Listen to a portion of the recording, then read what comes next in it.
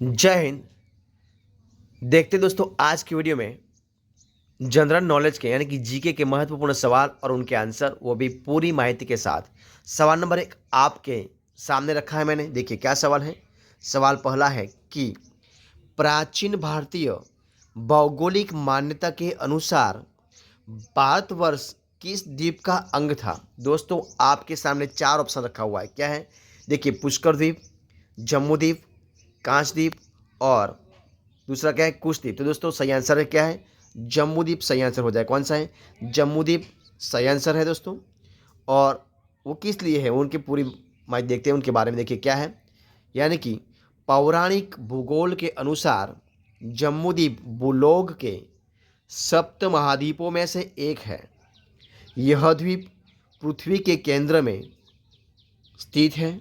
इसके इलावृत भद्राक्ष, किमपुरुष, भारत, हरि, केतुमाल, रम्यक, कुरु और हिरण्यमय से नवखंड है। इनमें भारतवर्ष ही मृत्युलोक है, शेष देवलोक है। शेष देवलोक है। इसके चतुर्दिक लवण सागर है। जम्मू द्वीप का नामकरण यहाँ स्थित जम्मू वृक्ष यानी कि जामुन के कारण हुआ है। जम्मू द्वीप के क्रमानुसार बड़े द्वीपों के नाम इस प्रकार के हैं: प्लक्ष, सामलम, सामलम, कुश, काउच एवं शाक एवं पुष्कर है। तो दोस्तों इस प्रकार इस सवाल का पूरा आंसर आपके सामने मैंने रखा है। देखिए दूसरा सवाल आपके सामने। देखिए क्या है, ये रहा आपके सामने दूसरा सवाल। देखिए क्या है दूसरा सवाल, ये रहा। देखिए क्या सवाल है। दूसरा सवाल है कि सर्वप्रथम इंडिया शब्द का प्रयोग भारत के लिए किस भाषा में किया गया था। तो देखिए 4 ऑप्शन में सही आंसर क्या है दोस्तों। देखिए 4 ऑप्शन है, इनमें से सही आंसर है ग्रीक भाषा में किया गया था। कौन सी भाषा में? ग्रीक भाषा में किया गया था। देखिए उनके बारे में पूरा थॉट्स हम देखते हैं।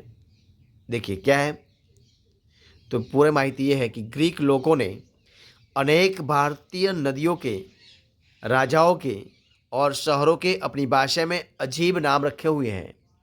जैसे ही पाटलिपुत्र को वो लोग पालीबोथरा कहते हैं। क्या कहते थे? पालीबोथरा कहते थे। मथुरा को मेटोरा और बल्ख को बैक्ट्रिया। इसी बीच इन्होंने सिंधु को इंडस नाम दिया और झेलम को हाइडेप्स, क्या दिया था? झेलम को हाइडेप्स नाम दिया था। इस प्रकार हम थॉट्स रब के सामने रखा है। देखिए सवाल नंबर आगे क्या है कि भारत की मुख्य भूमि की दक्षिणी सीमा कौन सी है। देखिए वो भी आपके सामने 4 आंसर रखे। देखिए क्या है, तो उनका सही आंसर हो जाएगा 8 अंश 4 उत्तरी अक्षांश सही आंसर हो जाएगा। और उनके बारे में पूरा थॉट्स देखते हैं। देखिए क्या है, तो ये आपके सामने। देखिए क्या है, ये रहा। तो ये है कि भारत 8 अंश 4 उत्तरी अक्षांश से लेके 37 अंश 6 उत्तरी अक्षांश तथा 68 अंश 7 पूर्वी देशांतर से लेके 97 अंश 25 पूर्वी देशांतर विस्तार में लगभग 300 है।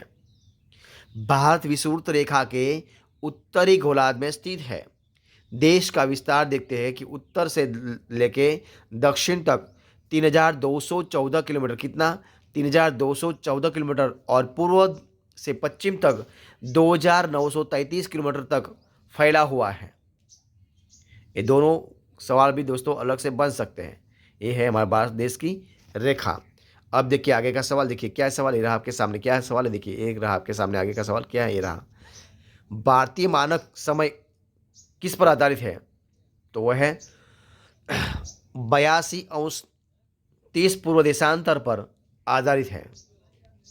अब देखते हैं उनके बारे में। देखिए पूरा आंसर देखिए क्या ही रहा, यानी कि भारत में 82.5 अंश पूर्वी देशांतर, जो कि इलाहाबाद के निकट नैनी से गुजरती है, के समय को मानक समय माना गया है।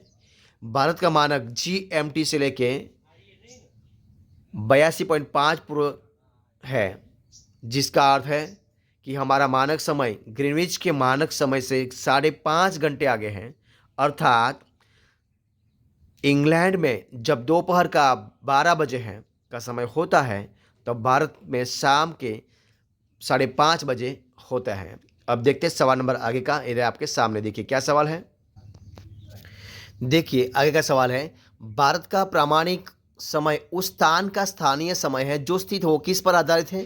तो उनका आंसर आपके सामने है। देखिए क्या किस पर आधारित है, तो दोस्तों वो है इलाहाबाद के समीप। किसके समीप है? इलाहाबाद के समीप है। तो देखते हैं उनके उन आंसर के बारे में पूरी जानकारी इस तरह है। देखिए क्या है कि भारत में पूर्वी देशांतर जो कि इलाहाबाद के निकट नैनी से गुजरती है के समय को मानक समय माना गया है।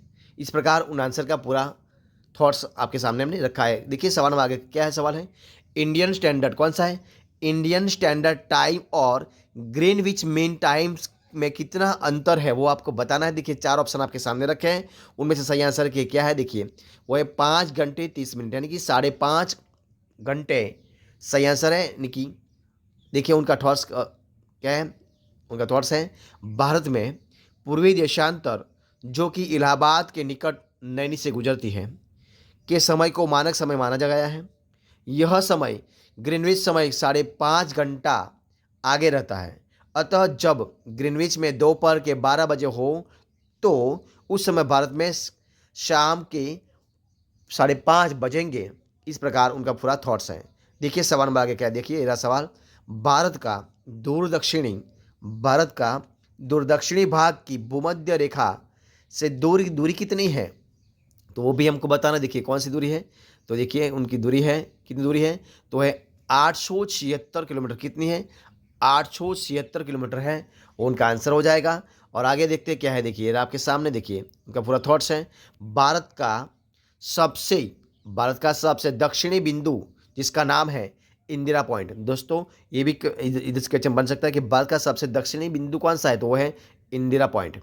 भारत का सबसे दक्षिणा बिंदु है इंदिरा पॉइंट, जो निकोबार, वो कहाँ पर है, तो निकोबार द्वीप समूह में है। इसके पूर्व नाम है लाहीचिंग। उनका पहला नाम क्या था? वो था लाहीचिंग, पिग्मेलियन पॉइंट तथा पार्सन पॉइंट। विषुवत रेखा से इसकी दूरी केवल 876 किलोमीटर है। जो विषुवत है वो उनसे कितना दूर है? 876 किलोमीटर दूर है। ठीक है, अब देखते हैं सवाल नंबर आगे का। देखिए क्या सवाल है आपके सामने। ये रहा सवाल, भारत की स्थलीय सीमा कौन सी? भारत की स्थलीय सीमा की लंबाई कितनी है? तो देखिए उनमें से 4 ऑप्शन है, इनमें कितनी है, तो भारत की स्थलीय सीमा है 15,200 किलोमीटर। कितनी है? 15,200 किलोमीटर है। तो देखते हैं उनके बारे में पूरा जानकारी। तो ये तो भारत की पूर्ण स्थलीय कितनी? भारत की कुल स्थलीय सीमा की लंबाई है 15,106, 15,106 या 15,200 या 15,280 किलोमीटर है। ये तीनों में से एक है। कितनी है? 15,106 या 15,200 या 15,280 किलोमीटर है, जो कि भारत के 17 राज्यों को छूती है तथा 7 देशों के साथ लगती है। अब देखते हैं सवाल नंबर आगे का। देखिए क्या सवाल है आपके सामने। देखिए क्या है, द्वीपों सहित भारत के तट रेखा की लंबाई कितनी है? तो वो भी देख लेते हैं कितनी लंबाई है। दोस्तों देखिए कितनी है, तो वो है द्वीपों सहित वो है 7,516.5 किलोमीटर। कितनी है? 7,516.5 किलोमीटर वो लंबाई है। देखते हैं उनके बारे में पूरी जानकारी देते हैं। देखिए क्या जानकारी पूरी, ये रही आपके सामने। देखिए क्या है, ये रही। देखिए क्या है, ये है कि भारत की स्थलीय सीमा की लंबाई 15,200 किलोमीटर है तथा द्वीप सहित जलीय सीमा की लंबाई है 7,516.6 किलोमीटर है। मुख्य धरातलीय भाग की समुद्री सीमा की लंबाई है 6,100 किलोमीटर, यानी कि 6,100 किलोमीटर है। यदि अंडमान और निकोबार तथा